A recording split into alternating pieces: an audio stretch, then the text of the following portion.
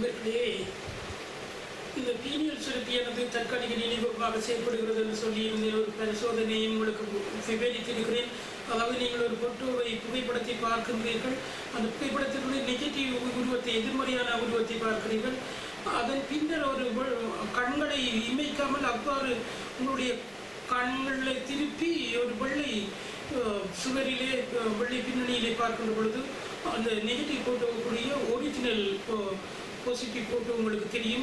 அதே போன்று அது இந்த செயற்பாடானது பீனியல் சுரப்பியானது தற்காலிக நீதியோகமாக செயற்படுகின்றது என்பதை நிரூபிக்கக்கூடிய ஒன்று. ஏனென்றால் பீனியல் சுரப்பி நீக்கப்பட்டதும் அது உங்களுக்கு தெரியாது, அதை துல்லியமாக அதை தெளிவுபடுத்தும். அதே போன்று குண்டலினி தியானத்திலே 7 சக்கரங்கள் 7 கலர்களை பிரதிபலிக்கின்றன என்று உங்களுக்கு கூறியிருக்கிறேன். மூச்சு நன்றாக எடுக்கிறீர்கள், குண்டலினி தியானத்தில் இருக்கிற ஒவ்வொரு சக்கரங்களையும் யோசிக்கிறீர்கள், பின்னர் மூச்சை விடுகிறீர்கள். இவ்வாறு செய்கின்ற பொழுது 7 சக்கரங்களுக்கும் வானவில் இருக்கின்ற 7 கலர்களும் தெரியும் என்று சொன்னேன்.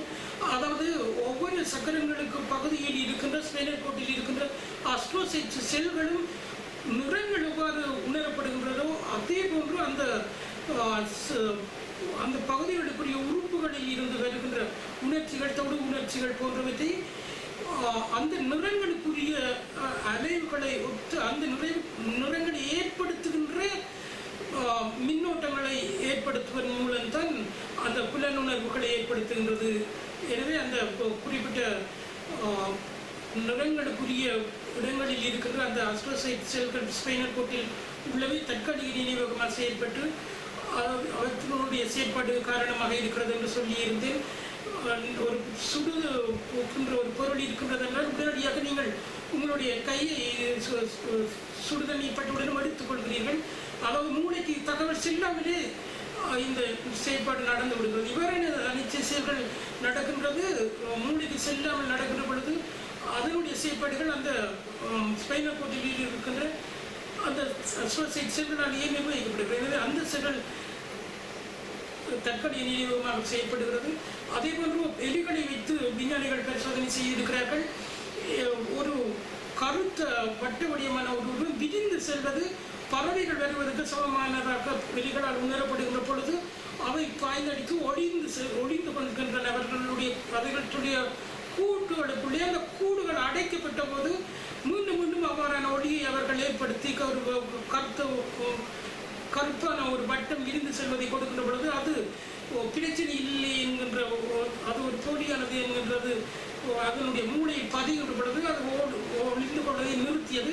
அவர் ஒளிந்து கொள்வதை நிறுத்தியது பார்வை பகுதியிலும் அதே போன்று ஒக்சிபெட்டல் லோகத்தில் இருக்கின்ற பார்வை பகுதியிலும் அதே நேரத்தில் தலவசில் இருக்கின்ற ஒரு பகுதியிலும் பதிந்திருக்கிறது. பின்னர் அந்த பகுதிகளை அமைதிப்படுத்துகின்ற பொழுது பார்வை பகுதியை அமைதிப்படுத்துகின்ற பொழுது அது வரவில்லை. அதாவது எலிகள் ஓடுவதை நிறுத்தியிருந்த அந்த நியூஸ் நிறுத்த தேவையில்லை என்கின்ற அந்த நியூஸ் அளிக்கப்பட்டு மீண்டும் ஒழிய தொடங்கின. ஆனால் மீண்டும் மீண்டும் பயிற்றுவிக்கின்ற பொழுது அவை அந்த தகவல்கள் தலமசில் இருக்கிற ஒரு பகுதியில் பதிந்து விடுகின்றது. அப்படி பதிந்த பின்னர் அவை ஓஃப் செய்யப்பட்ட பொழுது தலமஸ் இருக்கின்ற அந்த பகுதி ஓஃப் செய்யப்பட்ட பொழுதுதான் எலிகள் ஒளிந்து கொள்ளாமல் இருக்க வேண்டும் என்கின்ற அந்த தகவல் அது ஒரு அது அந்த வட்டம் பெரிதாக்குவது ஒரு ஆபத்து அல்ல என்கின்ற அந்த தகவல் அளிக்கப்பட்டது. மீண்டும் மீண்டும் கொடுக்கின்ற பொழுது அதாவது தலைமையினுடைய அந்த பகுதி தற்காலிக நினைவகம் செயல்படுத்திருக்கிறது. அதே போன்று இதே வகையில் ஒவ்வொரு அந்த தலைமஸ் பகுதியை ஆஃப் செய்தார்கள், ஒவ்வொரு அந்த பார்வை பகுதியை ஆஃப் செய்தார்களோ அதே போன்று ஒரு பரிசோதனையும் எலியை வைத்து செய்திருக்கிறார்கள். எலியை சோகமான செயற்பாடுகளுக்கு ஒவ்வொரு விலங்குகள் பதிலளிக்கின்ற என்பதை பார்ப்பதற்காக அவர்கள் ஹைப்போதலமஸில் இருக்கின்ற ஒரு பகுதியையும் அமிக்லாடாவில் இருக்கிற ஒரு பகுதியும் ஆஃப் செய்கின்ற பொழுது அவை அந்த சோகத்துக்கு பதிலளிப்பதை நிறுத்தியிருக்கிறார். அதாவது ஒரு உயிரினம் இறந்தது கொண்டு இருக்கின்ற பொழுது ஒரு எலியிடம் இறந்தது கொண்டு இருக்கின்ற பொழுது அனுபவப்பட்டு அவை அந்த இறந்தவற்றை நக்குகின்றன. அவரின் செயற்பாட்டை நிறுத்தி இருக்கிறது. அதாவது அமிக்லாடா என்ற பகுதியில் நிறுத்தி அந்த தகவல் சேமிக்கப்பட்டிருக்கிறது. மீண்டும் மீண்டும் கொடுக்க வேண்டியது மிகவும் முக்கியமான தகவல்கள் சேமிக்கப்பட்டிருக்கிறது. எனவே இந்த பீனியல் சுரப்பி மட்டும்தான் தற்காலிக நினைவகமாக செயல்படுகிறது என்று பார்த்தால் மிகவும் முக்கியமான மெயினான தற்காலிக நினைவகமாக பீனியல் சுரப்பி தான் செயல்படுகின்றது. ஆனால் அது பறவைகள் இருக்கின்ற பொழுது அது வேண்டும் அனைத்து மூளைக்கு செல்லாமலே அவை நடக்கக்கூடிய அவ்வாறான மிக முக்கியமான செயற்பாடுகள் எல்லாம் சிந்தனையை உருவாக்குகின்ற பாதையிலேயே பதிந்து விடுகிறது. அதாவது தலமஸ் ஆனது தகவல்களை சரித்திரத்தில் இருந்து எடுத்து தற்காலிக நினைவகமான பீனியல் சுரப்பியிலே சேர்த்து அதன் பின்னர் தலமஸ் வழியாக ஹிப்போகாம்பஸ் அமிக்டாலா வழியாகவும் ஃபர்னிக்ஸ் மல்லரி படி வழியாகவும் ப்ரொஜெக்ட் செய்கின்ற பொழுதுதான் சிந்தனை வருகின்றது.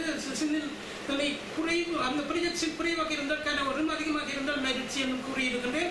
அந்த ப்ரொஜெக்ஷன் ஆகின்ற பாதைகளில் உள்ளவைகள் பரிமாணம் அடைகின்ற பொழுது இவ்வாறு அந்த பாதையில் உள்ளவைகள் தற்காலிக நினைவகமாக மாறுகின்றது. மிகவும் முக்கியமான அடிப்படையாக, அதாவது அவசரமாக செய்ய வேண்டிய அனிச்சை போன்றவைகளுக்கு அவைகளுடைய பாதையிலேயே ஒரு உயிரினத்துக்கும் மிகவும் வாழ்வதற்கு தேவையான அவசியமான தேவைகள் இருப்பவை அவைகள் இந்த பாதையிலேயே பதிகின்றன.